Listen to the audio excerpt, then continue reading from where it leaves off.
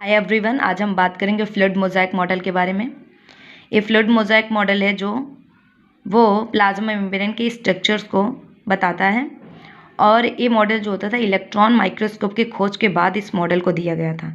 Fluid mosaic model जो होता है वो most acceptable model of the plasma membrane and the fluid mosaic model was proposed by S.J. Singer and Garth L. Nicolson 1972। As a Singer and Nicolson ने 1972 में इस model को propose किया था। And according to this model, इस model के according जो plasma membrane है वो डायनेमिक स्ट्रक्चर होता है। The plasma membrane is a dynamic structure. Dynamic means कि ये गतिशील स्ट्रक्चर होते हैं, कि ये जो स्ट्रक्चर जो प्लाज्मा मेम्ब्रेन है वो मूवमेंट करता है। And plasma membrane is a mosaic of component. Plasma membrane के अंदर जो कंपोनेंट प्रेजेंट है वो मोज़ेक फॉर्म में प्रेजेंस होते हैं इसके अंदर, such as a phospholipid, proteins, cholesterol and carbohydrate. Phospholipid जो होता है वो मेम्ब्रेन के अंदर फॉस्फोलिपिड बाइलेयर के फॉर्म में अरेंज होता है। फॉस्फोलिपिड जो होते हैं वो उसके फॉस्फोलिपिड जो होते हैं 2 लेयर्स के फॉर्म में जो होती है अरेंज होती है फॉस्फोलिपिड के अंदर। सेल मेम्ब्रेन के अंदर ये जो फॉस्फोलिपिड होता है वो 2 बाई लेयर फॉर्म में अरेंज होते हैं। एक लेयर इधर होती है, एक लेयर नीचे होती है। एंड जो फॉस्फोलिपिड होता है, phospholipid form by layer in the centre में प्रेजेंस होता है और फॉस्फोलिपिड बाई लेयर के फॉर्म में होता है। एंड इसके एक मॉलिक्यूल्स की अगर हम बात कर ले, तो लिपिड के एक मॉलिक्यूल जो होते हैं वो फॉस्फेट ग्रुप, जो हेड पार्ट होता है फॉस्फेट ग्रुप एंड गिल्सरॉल मॉलिक्यूल से मिलकर बना होता है, जो कि हाइड्रोफिलिक इन नेचर होता है।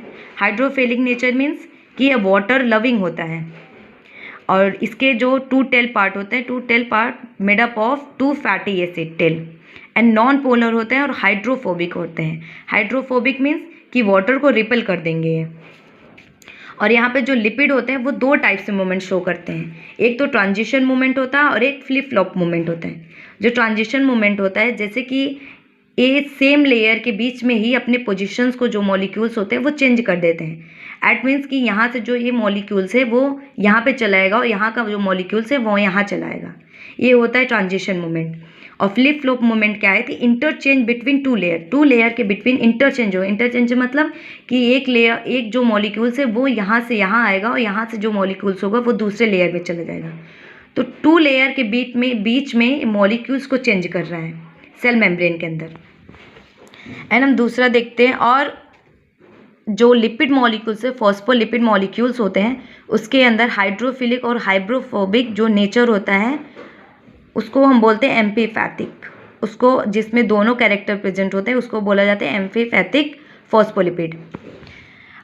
और जो लिपिड होता है, जो ये टेल पार्ट होते हैं, वो हाइड्रोफोबिक जो होता है वो प्रिवेंट करता है हाइड्रोफिलिक मॉलिक्यूल्स को।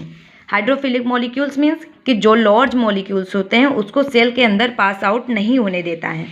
उसको पास आउट होने के लिए एक स्पेसिफिक चैनल चाहिए जिसके थ्रू जो लार्ज मॉलिक्यूल्स होते हैं वो पास आउट हो सकते हैं।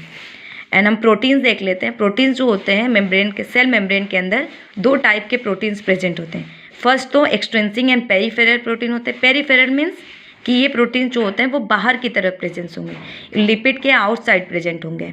30% of the total membrane of proteins, ये जो होते हैं जो मेम्ब्रेन्स के अंदर जितने प्रोटीन्स होंगे उसका 30% प्रोटीन जो होता है वो एक्सट्रिंसिक प्रोटीन होगा उसके अंदर, सेल के अंदर, और जो कि सॉल्युबल होता है। एंड इंट्रिंसिक प्रोटीन क्या है? इंट्रिंसिक एंड इंटीग्रल प्रोटीन, जो कि 70% of the total membrane protein, पूरे मेम्ब्रेन प्रोटीन्स का 70% होता है एक्सट्रिंसिक प्रोटीन।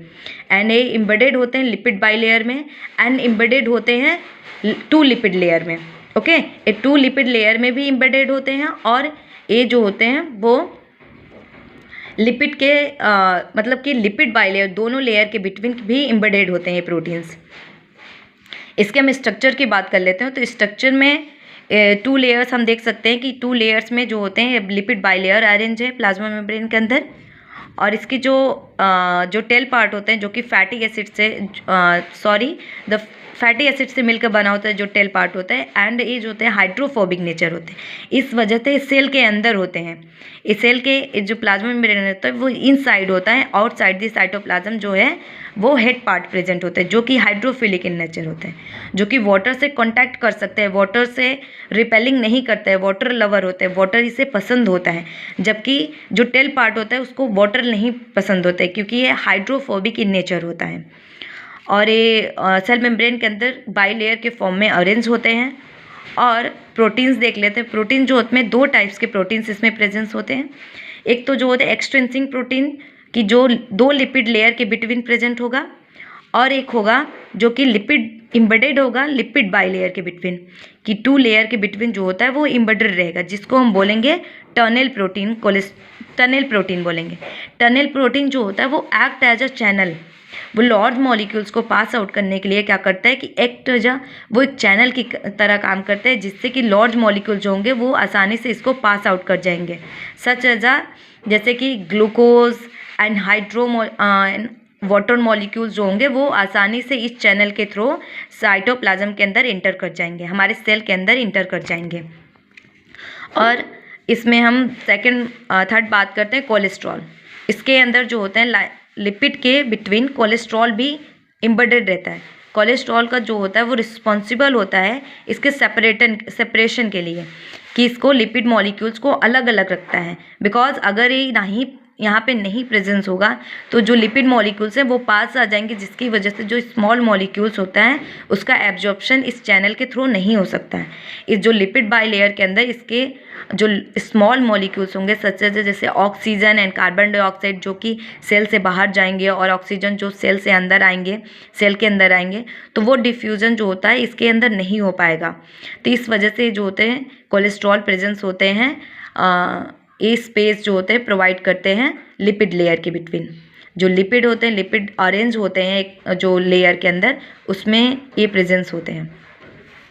और यहाँ पे जो outer side external side protein से अटैच्ड होता है कार्बोहाइड्रेट, जिसको हम बोलते हैं, अगर प्रोटीन से अटैच्ड होगा तो उसको बोलेंगे ग्लाइकोप्रोटीन्स, एंड अगर वो लिपिड मॉलिक्यूल से अटैच्ड होगा तो उसको बोलेंगे ग्लाइकोलिपिड।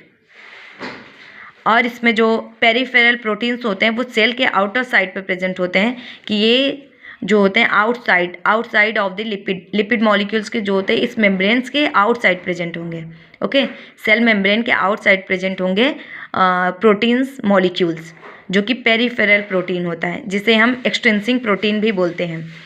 और इससे जो होता है चैनल के थ्रू जो भी लार्ज मॉलिक्यूल्स होंगे वो आसानी से इस चैनल के थ्रू हमारे साइटोप्लाज्म के अंदर इंटर कर जाएगा। और जो जो ऑक्सीजन होगा वो बाहर से ऑक्सीजन सेल के अंदर यहाँ से डिफ्यूज़ हो जाएगा, आसानी से सेल के अंदर डिफ्यूज़ हो जाएगा। और यहाँ से कार्बन डाइऑक्साइड जो भी रिस्पिरेशन प्रोसेस के दौरान कार्बन डाइऑक्साइड सेल से बाहर निकल जाएगा। तो इस प्रोसेस को ही देता है। और इसकी जो थिकनेस है, इस फ्लड मोज़ाइक मॉडल जो है, इस मेम्ब्रेन की जो थिकनेस है प्लाज्मा मेम्ब्रेन की, वो 7.5 nm होती है।